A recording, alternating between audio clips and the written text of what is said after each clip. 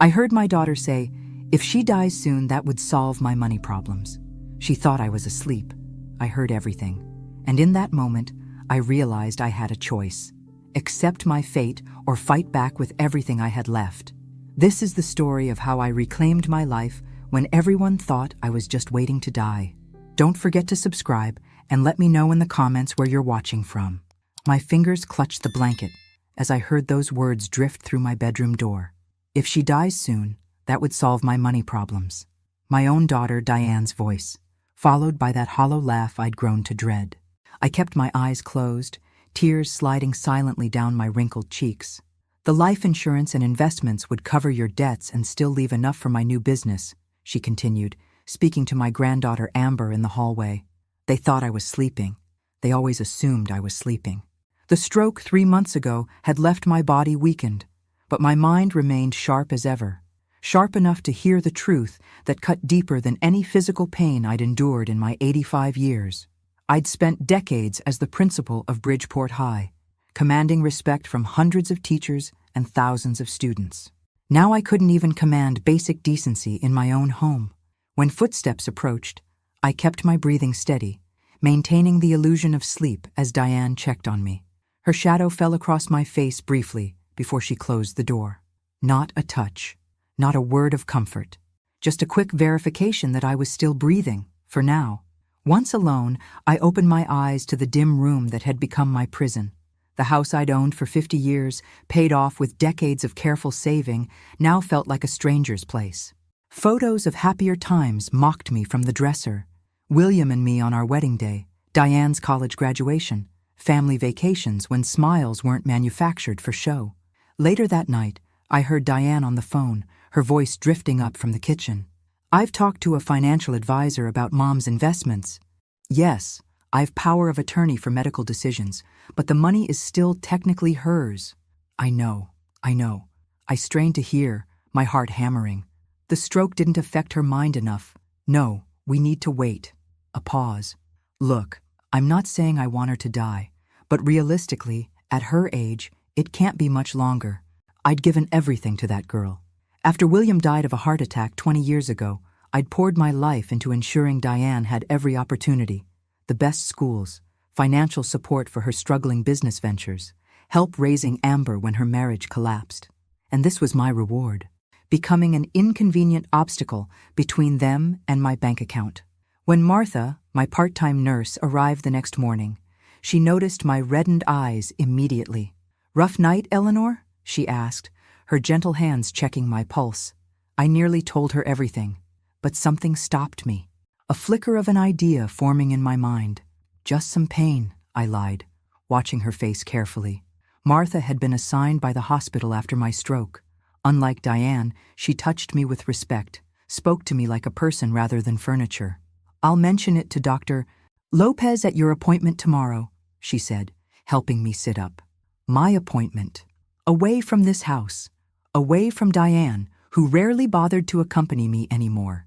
As Martha helped me dress, I caught my reflection in the mirror, a frail woman with hollow cheeks and dull white hair.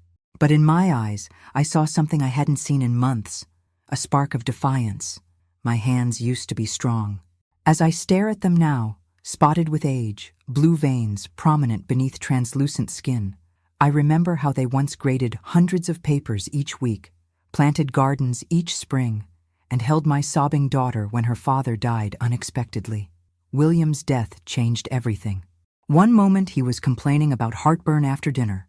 The next, he was gone, leaving me at 65 to navigate widowhood and a daughter who never quite grew up. The life insurance barely covered the funeral and his medical bills. "I'll take care of you, Mom," Diane had promised at the cemetery, her black dress whipping in the autumn wind. "Just like you always took care of me." What a bitter joke those words became. I sacrificed my retirement dreams for her. The European river cruise with my teaching colleagues, canceled to help with the down payment on Diane's first store. The book club meetings I loved, gradually abandoned as I spent evenings babysitting Amber while Diane pursued her networking opportunities that never seemed to materialize into actual business. Today, as Martha helps me into the wheelchair for my daily son on the porch, Diane's term for pushing me outside and forgetting me for hours. I watch my daughter through the kitchen window. She's reviewing credit card statements, her face pinched with stress. 3 designer shopping bags from her emergency retail therapy session yesterday sit by her feet. "Your tea, Eleanor," Martha says, placing a steaming cup beside me. I study Martha's kind face. She's worked for me for 3 months, ever since the hospital assigned her to my case. She doesn't know that I can actually walk short distances with a cane when no one's watching, that I sometimes sneak to the bathroom at night rather than use the humiliating bedpan Diane leaves because she doesn't want to be disturbed. "Thank you," I whisper, suddenly aware of how rarely those words are spoken in this house anymore. Later, I feign sleep as Amber stops by my room. At 23, my granddaughter is beautiful but hollow, more interested in her social media presence than building a real life. I hear her rummaging through my jewelry box. "Not the first time.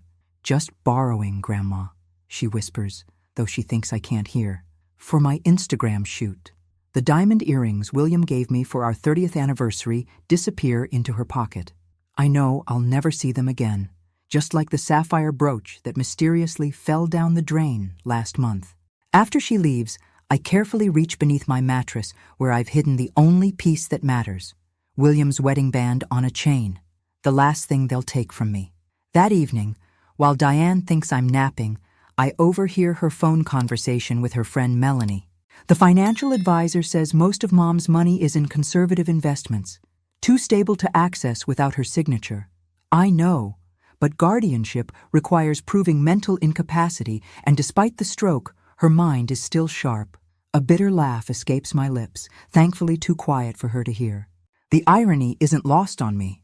My mental acuity, once my pride, is now the very thing preventing my daughter from taking everything. When the social worker Jessica Morales visits later that week, I notice how her eyes narrow at the expired medications on my nightstand, the unwashed bedding, the untouched lunch tray. As she leaves, our eyes meet briefly. In that moment, something passes between us, a silent understanding, and I realize I may have found my first ally. "Mrs. Wilson, I'm concerned about these blood pressure readings." Dr. Karen Lopez studies my chart with furrowed brows. We're alone in the examination room, Martha waiting outside after helping me change into the paper gown that crinkles with every movement. I've known Karen for 15 years. She delivered the news about my breast cancer scare, celebrated my remission, helped me through William's death. Today, she'll help me start my resurrection. "Is Diane giving you your medication regularly?" she asks, her voice low. My hands tremble, not from weakness, but from the magnitude of what I'm about to do. "Karen," I whisper, using her first name for the first time. "I need to tell you something, and I need your absolute discretion." For the next 10 minutes, I speak without interruption. I tell her about the conversation I overheard, the neglect masked as care, the financial manipulations. By the time I finish, Karen's professional composure has cracked, revealing raw anger beneath. "This is elder abuse, Eleanor," she says, gripping my hand. "I can report this." I shake my head. "Not yet. I need more than accusations. I need evidence, a plan." I pause, gathering courage. "I need to contact Richard Coleman." Richard, my late husband's attorney and our family friend for decades. A man Diane always disliked for his direct manner and probing questions about her business ventures. Karen doesn't hesitate. "I'll call him myself. We can arrange for him to visit you during your next appointment." But fate offers a better opportunity. 2 days later, Diane announces she has a job interview, her first in months. "Martha will stay with you," she says, already mentally absent as she checks her reflection. "Don't wait up." The moment her car disappears down the driveway, I turn to Martha. "I need to make a call," I say, my voice stronger than it's been in months. "And then I need you to help me with something important." Martha's eyes widen as I ease myself out of the wheelchair and take tentative steps with my cane. "Mrs. Wilson, you can walk?" "Better than they think," I reply. "And please, call me Eleanor." Richard arrives 90 minutes later, parking down the street and walking to the house like an old friend paying a casual visit. His shock at my deteriorated state is quickly replaced by professional focus as I outline what I need. "It's not just about protecting my assets anymore," I explain, sitting straighter than I have in months. It's about exposing the truth, about justice. He nods, his legal pad filling with notes. We'll need documentation, evidence of neglect, financial misappropriation, statements from medical professionals. And I'll need to appear more helpless than I am, I add, at least until everything is in place. Martha, who has been quietly listening, speaks up. I can help with the documentation. I've already noticed several instances of medication being forgotten or appointments being canceled. Richard turns to her, eyebrows raised. You understand this could jeopardize your position? Martha's smile holds no hesitation. Some things are more important than a job, Mr. Coleman. As they discuss logistics, I gaze at the photo of William on the mantel. I'm fighting back, my love. Finally fighting back. Before Richard leaves, he passes me a small object wrapped in tissue paper. Keep this hidden, he instructs. Later, alone in my room, I unwrap it to find a basic cell phone with 3 numbers programmed in. Richard, Karen, and someone named Victor Ramirez. That night, when Diane checks on me before bed, I play my part perfectly. Fragile, slightly confused, utterly dependent. She tucks the blanket around me with efficient, loveless movements. Good night, Mother, she says, already turning toward the door. Diane, I call weakly, summoning tears to my eyes. I'm so grateful for you, darling. I don't know what I'd do without you. The flash of guilt that crosses her face is brief but unmistakable. Good. Let her remember that moment in the days to come. After she leaves, I retrieve the phone from its hiding place inside my pillowcase. My first text to Richard is simple. Operation Awakening has begun. Good morning, Mrs. Wilson. Meals on Wheels. The cheerful voice at the front door makes Diane roll her eyes as she reluctantly answers it. From my strategic position in the living room, where I've insisted on sitting today to see the garden, I watch as Victor Ramirez enters our home for the first time. In his mid-40s, with salt and pepper hair and kind eyes that miss nothing, he balances a thermal bag of food containers while chatting amiably with my increasingly impatient daughter. We're so happy to add your mother to our delivery route, he says, his smile never wavering despite Diane's chilly reception. The county has this wonderful grant program now. All seniors recovering from strokes qualify. Fine, Diane mutters, pointing toward me. She's right there. I have calls to make. Victor turns to me, and our eyes meet briefly, a silent acknowledgement passing between us. According to Richard, Victor Ramirez is one of the best private investigators in Connecticut, specializing in elder abuse cases. His Meals on Wheels cover gives him legitimate reasons to visit regularly. How are you today, Mrs. Wilson? He asks loudly, for Diane's benefit, as he sets the containers on the side table. Blessed to have such kind help, I reply with practiced frailty, my fingers discreetly brushing against his as he adjusts my napkin. The small memory card I pass to him disappears into his palm instantly. The card contains photos I've taken with the cell phone Richard gave me. Images of my untreated bed sores, the expired medications, the calendar marking skipped doctor appointments, and most damning pictures of checks with my forged signature that I found while Diane thought I was napping. Once Victor leaves and Diane retreats to her home office, Martha arrives for her shift. Her efficiency has become our greatest asset. She moves through the house documenting everything while performing her regular duties. Eleanor, she whispers, checking my vital signs while actually showing me photos on her phone. I found these in Diane's desk when I was looking for your insurance cards. I stare at the images, printouts of luxury retirement homes in Florida, all far below the standard of care my savings could provide. Another shows a real estate listing for my house, with notes about potential asking price in Diane's handwriting. My hands clench into fists. She's planning to sell my home right out from under me. Martha nods grimly. And there's more. Look at these. The next photo shows my life insurance policy, with the beneficiary section highlighted. What stops my heart momentarily is the notation beside it. Check if changes require medical exam, and a phone number for an insurance broker. She's considering changing the beneficiary? I whisper, a chill running through me. That's what it looks like, Martha confirms. But she would need your signature. Or a forgery, I add, thinking of the checks I'd discovered. Later that afternoon, Jessica Morales makes her second routine follow-up visit. Like Victor, She's now part of our growing alliance, carefully documenting everything while maintaining a professional facade. Mrs. Wilson, she says loudly for Diane's benefit, let's check how your daily activities are going. In the bathroom, with water running to mask our conversation, she updates me. I've filed an initial report noting concerns about medication management and possible financial exploitation. Nothing that will trigger immediate action, but it establishes a paper trail.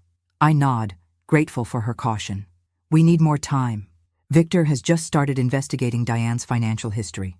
As Jessica helps me back to the living room, Amber breezes in, designer sunglasses perched on her head despite the cloudy day. Hey, Grandma, she says, dropping a quick kiss near my cheek without actually touching me. Mom, I need to use your credit card. Mine is maxed out. I watch Diane hesitate, stress lines deepening around her mouth. Amber, we talked about this. Things are tight right now. God, Mom, it's just for a facial and some new workout clothes. It's not like I'm asking for a car. Her voice rises petulantly. Why are you so stingy lately? It's not like we're poor. Their argument fades as they move to the kitchen, but not before I catch Amber's parting shot. If you're so broke, why don't you just sell some of Grandma's jewelry? It's not like she wears it anymore. That night, alone in my room, I clutch William's ring against my heart. They won't break me, I promise him silently. I'm gathering my strength for the battle ahead. Eleanor, I believe I've found something significant. Michael Donovan's voice is low and urgent through the cell phone pressed against my ear. I'm sitting in the bathroom, the only place I can guarantee privacy, with the shower running to mask our conversation. Michael, my former colleague and now a bank administrator, has been reviewing my financial records. At 70, he could have retired years ago, but as he once told me, I stay to protect people like us from people like them. 2 years ago, he continues, someone attempted to add Diane as a joint account holder on your primary savings account. The signature, he hesitates. Eleanor, it wasn't yours. My free hand grips the edge of the sink. She forged my signature? The attempt was flagged and denied. Our fraud department contacted your home phone, but guess who answered? Diane, I whisper. She claimed you were napping and couldn't be disturbed. Said she'd have you call back. You never did, because I never knew. The betrayal feels like a physical blow. What else, Michael? Regular withdrawals from your checking account. Always under $5,000 to avoid triggering alerts. Over $60,000 in the past 18 months. The bathroom door rattles suddenly. Mom, why is the door locked? Diane's voice carries over the running water. Are you okay? Just having some stomach trouble, dear, I call back, my voice deliberately weakened. I'll be out shortly. Do you need help? The concern in her voice would sound genuine to anyone who didn't know better. No, Martha showed me how to manage. Just need privacy. I wait until her footsteps retreat before returning to the call. I need to go, thank you, Michael. I've implemented additional security measures, he assures me. Nothing that would seem unusual, just standard protections for seniors that require in-person verification for major transactions. After hiding the phone, I flush the toilet and emerge to find Diane waiting in the hallway. You shouldn't lock the door, Mom, she scolds. What if you fell? I let my shoulders slump, playing the role of contrite parent. I just wanted some dignity. Her expression softens momentarily, and I glimpse the daughter I once knew, before ambition and resentment twisted her. Then it's gone, replaced by efficiency as she helps me back to bed. I've scheduled Dr. Harrison to evaluate you next week, she mentions casually. My heart races. But I see Dr. Lopez. Harrison specializes in geriatric cases. She smooths my blanket with mechanical precision. We need to discuss long-term care options, Mom. This arrangement isn't sustainable. I recognize the threat beneath her words. Dr. Harrison, unknown to me, would be more likely to support Diane's claims about my diminished capacity. That evening, Victor delivers more than meals. As he sets up my dinner tray, he discreetly passes me a note. Found connection between Dee and financial advisor James Mercer. Investigating possible kickbacks for senior care placement. Need more time. Later, Martha helps me call Richard from the bathroom sanctuary. We need to accelerate our timeline, I tell him, panic rising in my throat. She's bringing in a new doctor to evaluate me. Stay calm, Eleanor. Richard's steady voice grounds me. I've already spoken with Karen. She's arranging for Dr. Howard Wells to intercept this referral. He's the head of geriatrics at Bridgeport General and an expert witness in elder abuse cases. But how? Professional courtesy. Dr. Lopez will suggest him as a more appropriate specialist, given your history. Trust me, Howard is brilliant, ethical, and impossible to manipulate. After we hang up, Martha shows me something on her phone, a series of photographs. I found these while organizing the medication cabinet, she explains. The images show prescription bottles with my name, medications I've never taken, never even been prescribed. Sleeping pills, anti-anxiety medication, pills for dementia. She's been stockpiling these, Martha says, her voice shaking with anger. The dates go back months. That night, lying in bed, I hear Diane on the phone in the hallway. Yes, I have the paperwork ready. Once we have the doctor's evaluation, of course I'm sure. She can barely remember what day it is. The house alone is worth over $600,000 in this market. I stare at the ceiling, imagining William beside me as he was for 45 years. I won't let her erase us, I promise him. I won't let her steal the life we built. For the first time in months, I allow myself to feel the full force of my anger. It burns away the fog of fear and sadness, leaving clarity in its wake. This isn't just about money anymore. It's about justice, truth, and reclaiming my voice. Tomorrow, when Dr. Wells evaluates me, Diane will discover that underestimating me was her first and greatest mistake. Your cognitive function is excellent, Mrs. Wilson, Dr. Howard Wells announces, reviewing his evaluation notes while Diane shifts uncomfortably beside him. Your memory, problem-solving abilities, and verbal reasoning are all remarkably intact for someone of any age, let alone 85. I catch the flash of frustration on my daughter's face before she masks it with concern.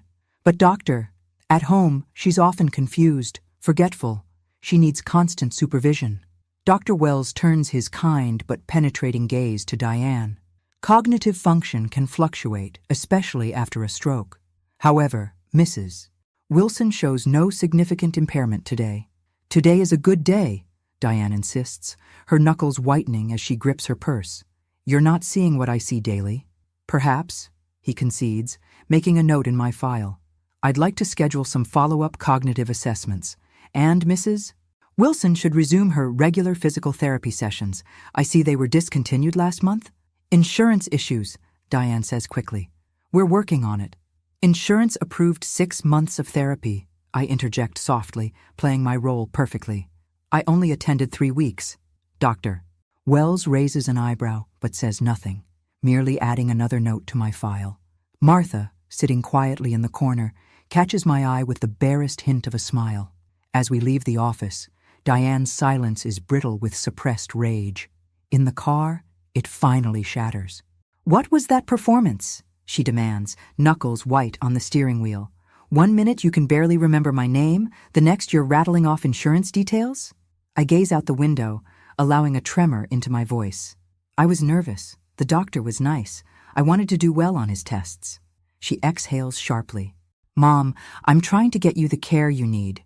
These specialists, these evaluations, they're all for your benefit. The lie hangs between us like poison gas. I say nothing, conserving my strength for the battles ahead. That evening, something unexpected happens. Stephen Parker, the charming widower who moved into the neighborhood last month, stops by with a homemade casserole. At 60, he's fit and silver-haired, with an easy smile that makes Diane straighten her posture and touch her hair. Just being neighborly, he explains, handing over the dish. My late wife's recipe. From my wheelchair in the living room, I watch their interaction with growing interest. Stephen's eyes flicker to me several times, brief glances that seem loaded with meaning. Diane, oblivious, invites him in for coffee. As they chat in the kitchen, I notice how he subtly steers the conversation, asking about Diane's business aspirations, her challenges caring for me, her financial concerns. When he finally approaches to introduce himself properly, his handshake lingers on mine. Your daughter speaks very highly of you, Mrs. Wilson. Says you were quite the educator in your day. Something in his emphasis makes me study him more carefully. There's intelligence behind his charm, purpose beneath his casualness. Former school principal, I reply, my voice deliberately frail. Nothing special. On the contrary, he says, holding my gaze a moment too long, I believe you're quite extraordinary. After he leaves, Diane hums as she heats up the casserole. Nice man, she comments. Successful too, retired investment banker. That night, my cell phone vibrates with a text from Victor. Stephen Parker is not who he claims to be. Meeting tomorrow to discuss. Urgent. The next morning, Martha arrives with unexpected news. Diane asked me to work additional hours, she whispers, checking my blood pressure. She has a lunch date with Stephen Parker. While Diane is gone, Victor makes his delivery. This time, he slips inside quickly, abandoning the pretense of setting up my meal. Eleanor, Stephen Parker is working with us, he reveals, sitting across from me. He's a former FBI financial crimes specialist. Richard brought him in when we discovered the extent of Diane's past business dealings. My breath catches. What did you find? 5 years ago, Diane ran an investment scheme that collapsed, taking the savings of dozens of people. She avoided charges by repaying just enough to keep victims from pursuing legal action. He pauses. One victim was Thomas Parker, Stephen's brother. So he's here for revenge? The thought troubles me, despite everything. Justice, not revenge, Victor corrects. Stephen was investigating independently when Richard discovered the connection. We decided to join forces. He checks his watch. Your daughter will be back soon, but there's something else you should know. He hands me a folder containing financial records, a trust fund established for Diane by William when she was 25. Your husband set this up to provide for her future. The initial amount was substantial, over $1 million. Victor's voice softens. Eleanor, she's been accessing this money for years while claiming financial hardship to you. The betrayal steals my breath. William had never mentioned this fund, likely wanting to surprise Diane when she matured enough to handle it responsibly. A surprise she exploited while continuing to drain my resources. After Victor leaves, I sit alone with this new knowledge, feeling William's presence stronger than ever. She hid this from both of us, I think. She betrayed us both. When Diane returns, flushed and smiling from her lunch date, I study her with new eyes. Not just as my daughter, but as a stranger who's been deceiving me for years.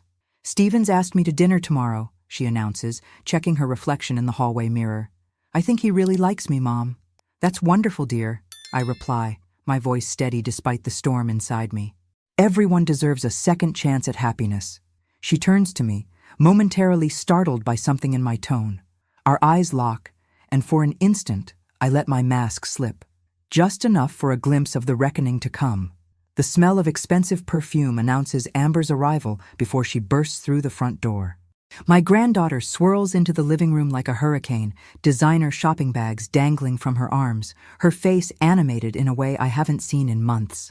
Grandma, you look better today, she declares, dropping the bags to press a quick kiss on my cheek. For once, it seems genuinely affectionate rather than performative. Special occasion? I ask, nodding toward the shopping bags. Job interview tomorrow. She preens, pulling out a conservative navy blazer that must have cost at least 3 digits. Marketing assistant at Pinnacle Publishing. This catches my attention. Amber has refused steady employment for years, preferring what she calls influencer opportunities that never seem to generate actual income. That's wonderful, I say sincerely. What changed your mind about corporate jobs? Last time we discussed them, you called them soul-crushing wage cages.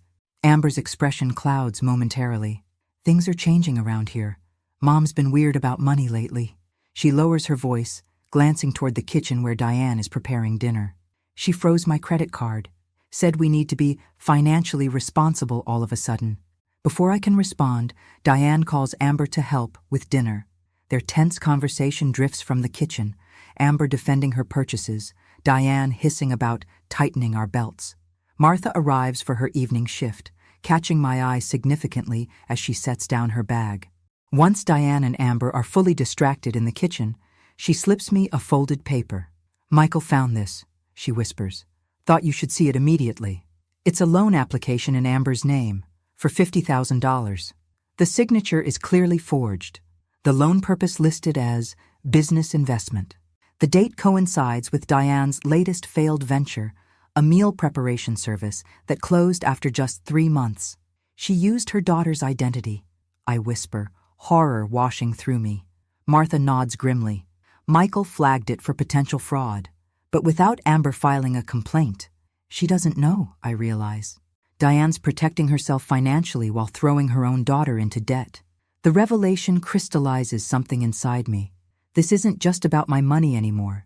It's about protecting Amber from the same exploitation I've endured. Later that night, while Diane is out with Stephen Parker, I take the most dangerous risk yet. Using my cane for support, I make my way to Amber's room and knock softly. She opens the door, surprise registering at seeing me standing without my wheelchair. "Grandma, should you be walking? We need to talk," I say simply. "About your mother, your future, and some truths that can't wait any longer." For the next 30 minutes, I reveal just enough: the forged loan application, Diane's financial manipulations, her plans to sell the house. I watch Amber's expression shift from disbelief to shock to a cold anger that reminds me painfully of William when he discovered a betrayal. "Why are you telling me this?" she finally asks, her voice hollow. "Because you deserve a chance to build your life on truth, not quicksand." I take her hand, noting how it trembles in mine. "The interview tomorrow. That's your first step toward independence. Don't let her sabotage it." Amber stares at the loan document, her fingertips tracing the forged signature. "What about you? If everything you're saying is true, you're not safe here." "I have help," I assure her. "More than your mother realizes." "What should I do?" For the first time in years, my granddaughter looks to me for genuine guidance rather than money. For now, say nothing. Take the job if it's offered. Start building your escape route, just as I'm building mine. When Diane returns from her date, cheeks flushed with wine and flirtation, she finds Amber and me looking through old photo albums in the living room. "What's all this?" she asks, slipping off her heels. "Just sharing memories," I reply mildly. Amber wanted to hear about when she was little. Something in our synchronized innocent expressions makes Diane pause, her eyes narrowing slightly. "Well, it's late. Mom needs her rest, Amber." As they help me to bed, I notice the subtle change in Amber's demeanor, the way she actually looks at the pill organizer when Diane hands me my evening medication, the careful attention she pays to how my pillows are arranged. "I'll check on you later, Grandma," she promises, her eyes communicating more than her words. Alone in my room, I send a quick text to Richard. "Amber now aware. Proceed with next phase." His response is immediate. "Meeting set for Thursday. All key players confirmed." I close my eyes, not to sleep, but to prepare. The confrontation we've been building toward is nearly here. The evidence is gathered, the allies assembled. In 3 days, Diane will finally face the truth she's tried so hard to bury, and I will reclaim the power she thought I had surrendered. He knows, Mom. Stephen Parker's words hang in the air between us. We're sitting in my garden, my first time outside in weeks without the wheelchair. Diane is at a spa appointment, a self-care day gifted by Stephen, creating this rare opportunity for us to speak freely. "Thomas recognized your daughter's name when I mentioned her," he continues, his eyes watchful. "5 years ago, she convinced him and 12 others to invest in a revolutionary meal delivery concept. He lost his retirement savings, $175,000. My hands clutch the garden bench. And you're here for, initially, evidence for a civil suit. His honesty is refreshing after months of deception. But seeing how she treats you changed my perspective. This is a pattern for her, exploiting those who trust her most. A hummingbird darts among my neglected roses, its wings a blur of desperate motion. Why tell me this now? Because tomorrow everything changes, he says quietly. Richard has gathered enough evidence. Victor has completed his investigation. The meeting is set. Fear and anticipation twist inside me. And what about your relationship with my daughter? Has that all been pretense?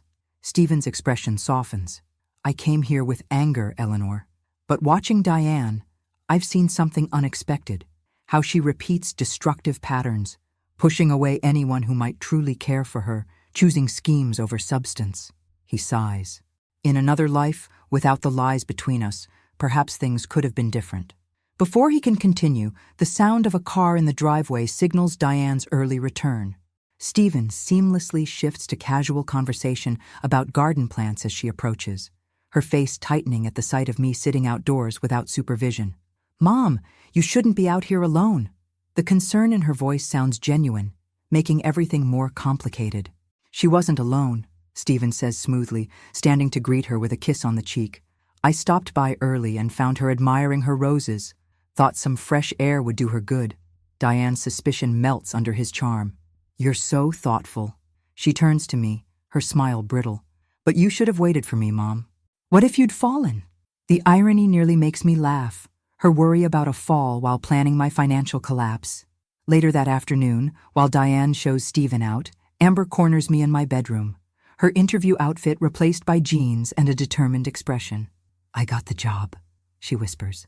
But there's more. I found Mom's planner while looking for my birth certificate. She shows me a photo on her phone.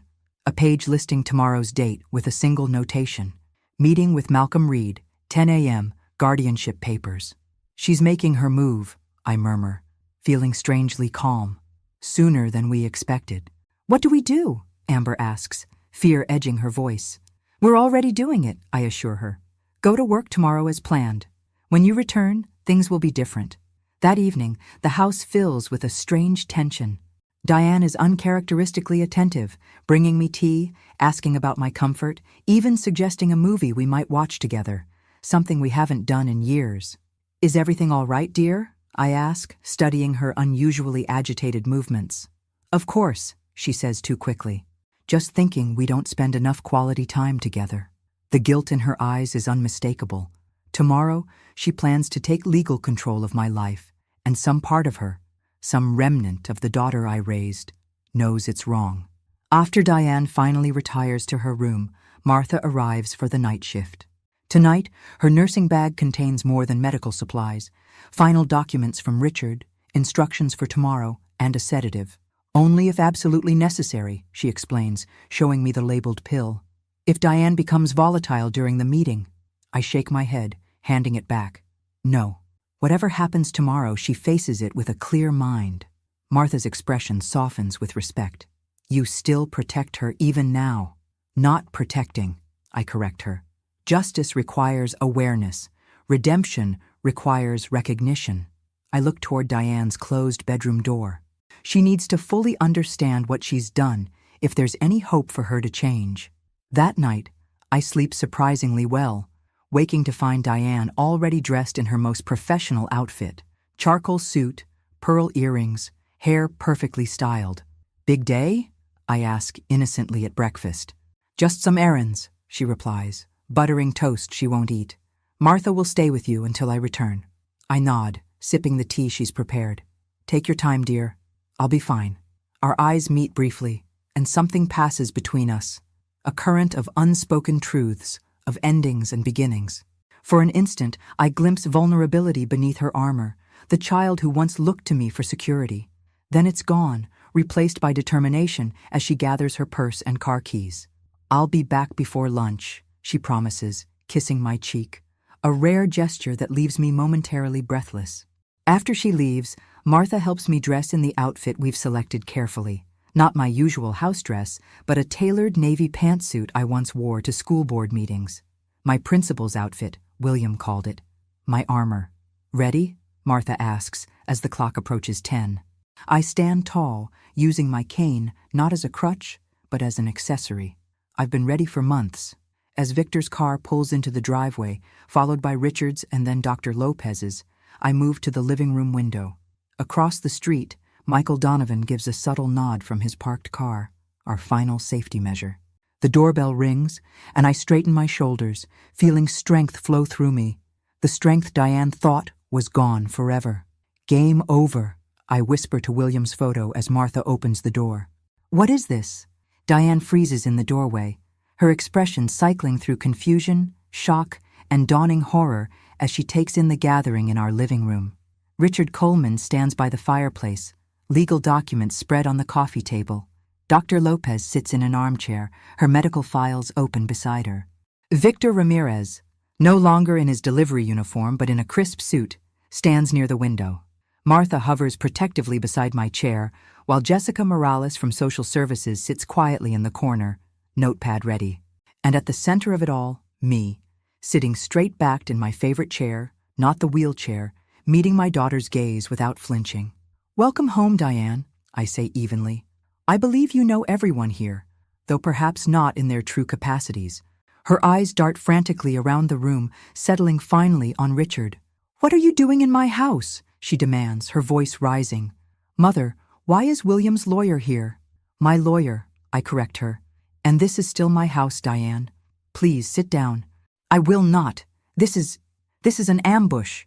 She turns to leave, only to find Stephen Parker blocking the doorway, his expression solemn. Diane, he says gently, please, listen to what your mother has to say. Betrayal crosses her face as she looks between us. You're part of this? Whatever this is. It's the truth, Diane, I reply, nodding to Richard. The complete, documented truth. For the next 40 minutes, Richard methodically presents the evidence we've gathered. Bank statements showing forged checks, medication logs documenting neglect, property inquiries made in her name about selling my house, the false loan in Amber's name, the canceled medical appointments, the hidden trust fund from William. With each revelation, Diane seems to physically shrink, her denials growing weaker, her accusations more desperate. This is ridiculous. I've sacrificed everything to care for you, she cries, eyes wild. You've always been difficult, always doubting me, always holding me to impossible standards. Like the standard of not wishing for my death to solve your financial problems? I ask quietly. She freezes, color draining from her face. What? 3 months ago, I continue, my voice steady despite my racing heart. Outside my bedroom, you told Amber, and I quote, if she dies soon, that would solve my money problems. You were asleep, she whispers. I heard everything, Diane. Every word. She collapses onto the sofa, trembling. It wasn't. I didn't mean. You meant it, I interrupt. Just as you meant to take control of my finances through guardianship today. Just as you meant to sell my home and place me in substandard care. Just as you meant to use my death as your financial solution, rather than face the consequences of your own choices. Stephen steps forward, his presence adding another layer to Diane's dismay, including the choices that devastated my brother Thomas and a dozen others when your investment scheme collapsed. Understanding dawns in her eyes. You never cared about me, she whispers. This was all about revenge. Not revenge, he corrects her. Justice. For them and for your mother. Diane turns to me, desperation replacing defiance. Mom, please. Whatever they've told you, whatever this looks like, I was trying to protect you, to secure our future. By forging my signature? By neglecting my care? By deceiving me about the trust fund your father left you? Each question lands like a physical blow. By stealing from your own daughter? At this, Diane falters completely. Amber doesn't. I know everything, Mom. We all turn to see Amber standing in the doorway, her new work clothes replaced by jeans and a determined expression. She must have left work early, sensed something momentous was happening. The loan in my name, she continues, stepping into the room. The credit checks, the lies. Her voice breaks. I trusted you. Diane reaches for her daughter, but Amber steps back, moving to stand beside me. The symbolism isn't lost on anyone in the room. 3 generations of Wilson women, 2 united against one. What happens now? Diane asks, finally defeated. Are you having me arrested? Richard clears his throat. That depends on several factors, including your willingness to make amends. I lean forward, catching my daughter's eye. I'm offering you a choice, Diane. Not mercy you don't deserve, but a chance you haven't earned. I slide a document across the table. These are my terms.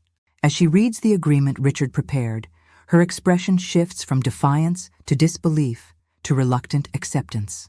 The document outlines a structured repayment plan for all misappropriated funds, therapy requirements, financial transparency measures, and a revocation of all powers of attorney.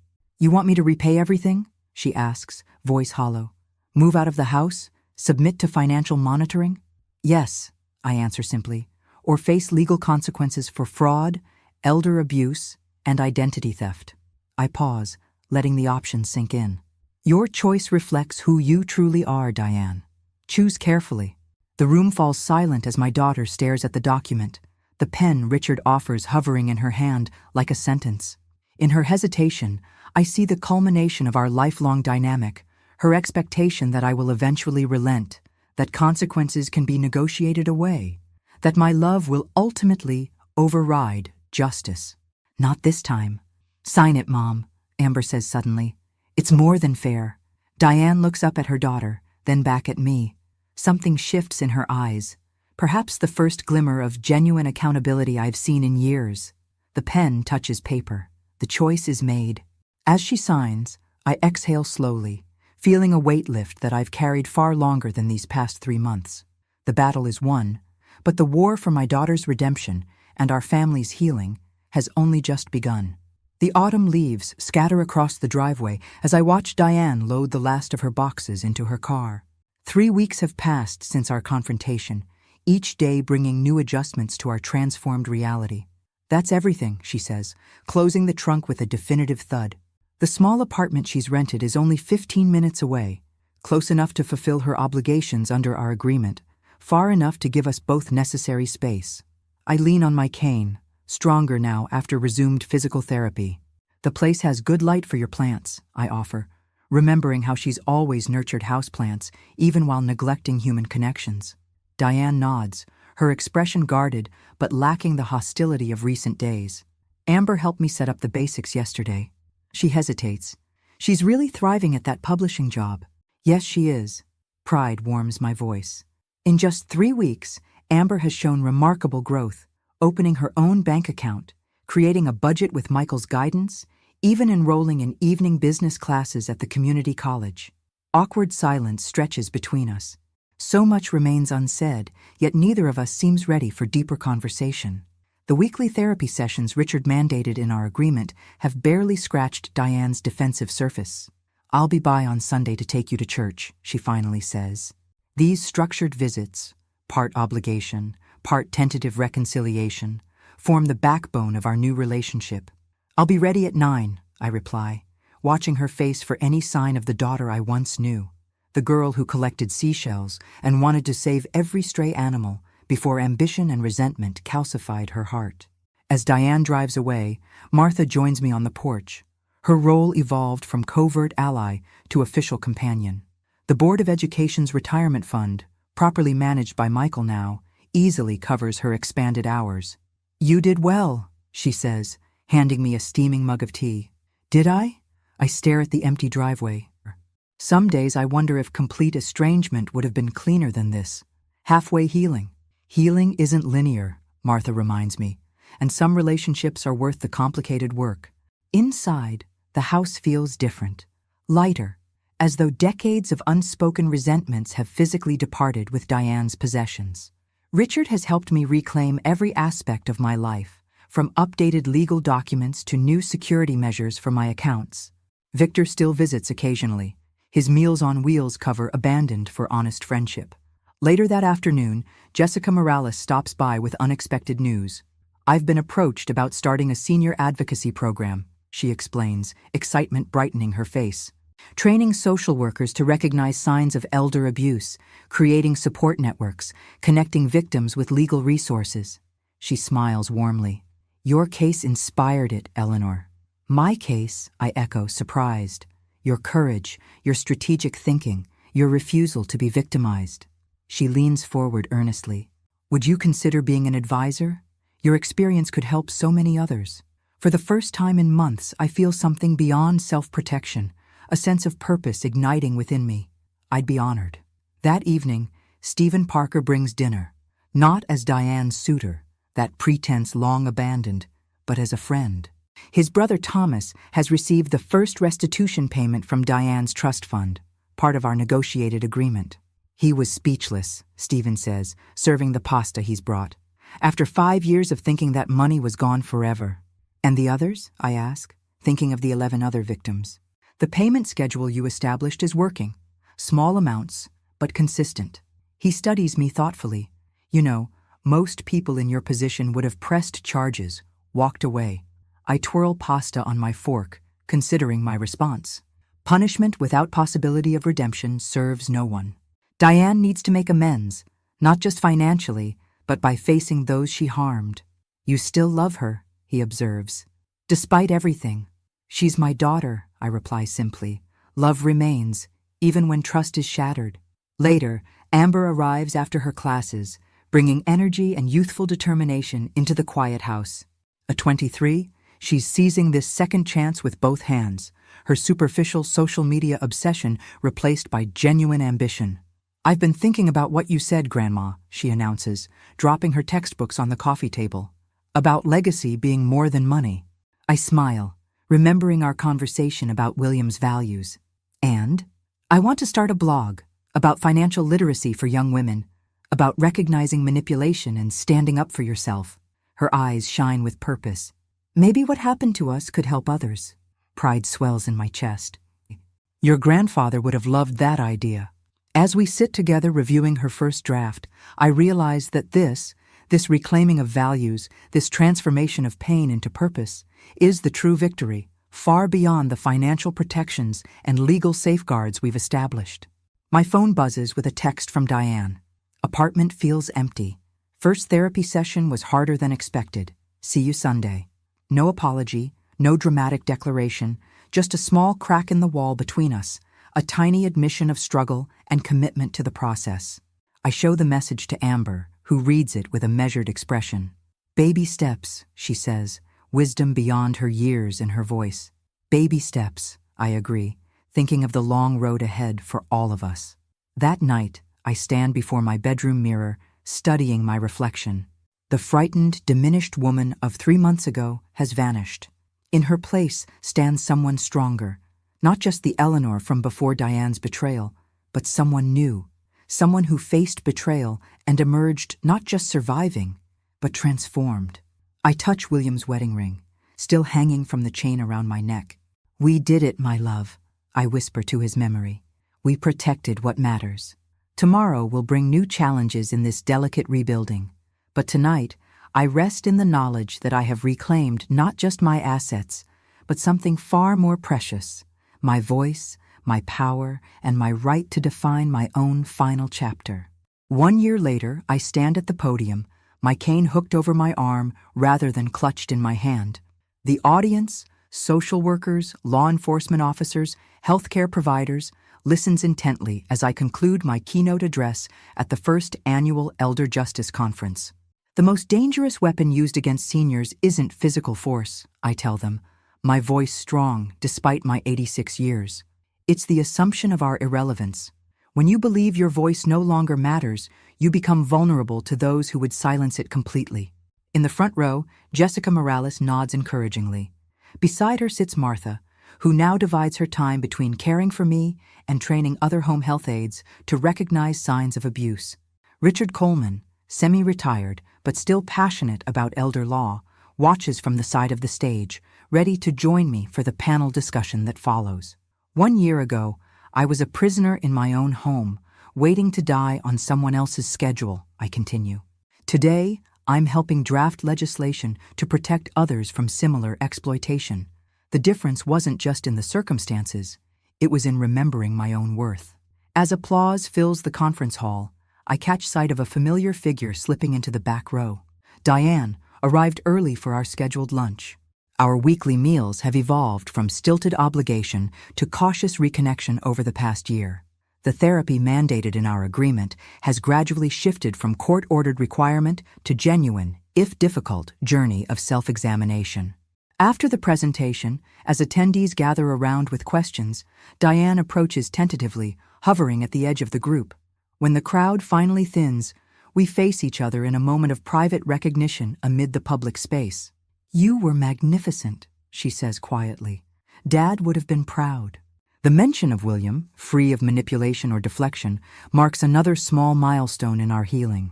I accept her words with a nod, neither overreacting nor dismissing the effort they represent. We walk slowly to the restaurant across the street, our conversation turning to practical matters. Amber's promotion at the publishing house, Diane's new position as an administrative assistant at a local hospital, a job secured through her own efforts rather than manipulated connections. "The senior center called again," she mentions as we study our menus. "They're persistent about you joining their board." "I'm considering it," I reply, though between the advocacy work and my bridge club, my dance card is rather full these days. A smile flickers across her face, genuine amusement rather than the calculated charm she once deployed. Never thought I'd be telling my mother to slow down at 86. Life takes unexpected turns. I put down my menu, meeting her eyes directly. Speaking of which, Stephen mentioned you've been helping with the restitution support group. Color rises in her cheeks. After fulfilling the financial requirements of our agreement, Diane surprised everyone by volunteering to share her perspective with other perpetrators of financial exploitation, hoping to help them understand the impact of their actions. It's humbling, she admits, facing people like me, seeing myself in their excuses. Her phone chimes with a text, and I glimpse Amber's name on the screen. The relationship between mother and daughter has been slower to heal than ours, the breach of trust cutting deeper in some ways. But small steps have accumulated over months. Amber helping Diane move into a better apartment when her hospital job offered more stability.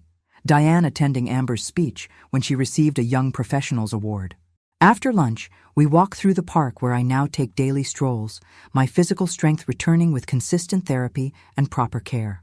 The trust between us remains fragile, reinforced by legal safeguards that Richard insists we maintain despite progress.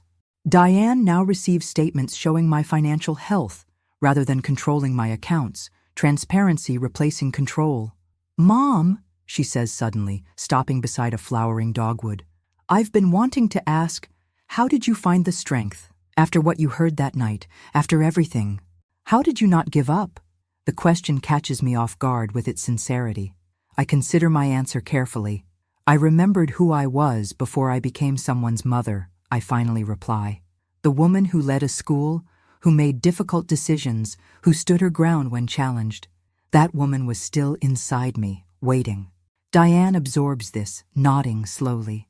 I'm trying to remember who I was before I became so focused on what I didn't have that I couldn't see what I did. It's the closest we've come to discussing the root of her actions, not just the financial exploitation, but the decades of resentment that preceded it.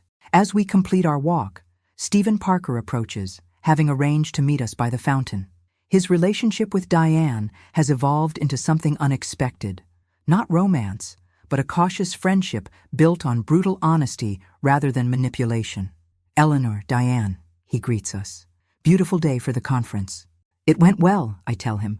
"Several prosecutors requested your contact information for financial crime cases." He smiles. Professional reinvention seems to be a theme among us. We part ways at my driveway, where Amber waits in her car, having driven directly from work to join our monthly family dinner. These carefully structured gatherings, with Martha present as both friend and buffer, allow us to practice new patterns of interaction. That evening, as the four of us share a meal that Amber and Diane prepared together, I observe the tentative new equilibrium we've established. Not perfect, not complete, but honest in a way our family hasn't been for decades. After Diane and Amber leave, Martha helps me prepare for bed, our routine now comfortable and respectful. "You seem thoughtful tonight," she observes. "I was thinking about forgiveness," I reply. "Not the kind that forgets or enables, but the kind that acknowledges the harm while allowing for change." Martha nods. "The hardest kind. The only kind worth offering," I counter. Later, alone in my room, I open the small wooden box where I keep William's ring. Beside it now rests a journal where I've documented this extraordinary year. Not just the pain and betrayal, but the unexpected gifts, renewed purpose, deeper friendships, and the discovery that even in my 80s, I am still growing, still becoming. I write one final entry for the night. "A year ago, I heard words that shattered my world. Tonight, I heard my daughter ask how to find her way back to herself. The journey between those moments has taught me that our greatest inheritance isn't money or property, but the courage to face truth, however painful, and the wisdom to build something new from what remains. William, my love, I think we're finally finding our way home." Closing the journal, I turn off the light and rest easily, secure in the knowledge that tomorrow belongs entirely to me. Not as someone's mother or widow or victim, but as Eleanor Wilson, author of her own final chapters. Thanks for listening. Don't forget to subscribe and feel free to share your story in the comments. Your voice matters.